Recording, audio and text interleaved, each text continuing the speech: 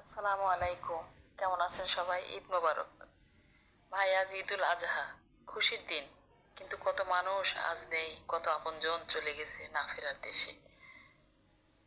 হ্যাঁ, যাদের বাবা মা ভাই বোন চলে গেছে তারাই জানে এই দিনের খুশির মাঝে কত বড় শূন্যতা থাকে।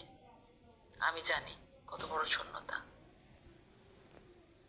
কুরবানি শুধু পশু জবাইয়ের নাম না, কুরবানি হলো ত্যাগের নাম।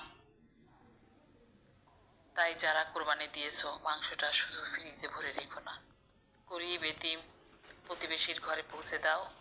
যার সামর্থ্য নাই, যারা সারা বছর এক টুকরা গোস্ত কিনে খেতে পারে না, আজকের দিনে অন্তত তাদের মুখে হাসি ফোটাও। কারণ আসল দিন তখনই হয় যখন তোমার খুশিতে অন্যের চোখেও পানি আসে, কিন্তু সেটা কষ্টের না, আনন্দের পানি।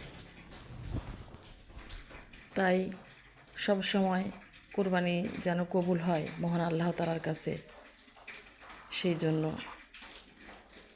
আমরা এমনভাবে গোশটা বন্টন করব যেন কোনো কিছুতে কোনো গুনাহ না হয়। আল্লাহ হাফেজ।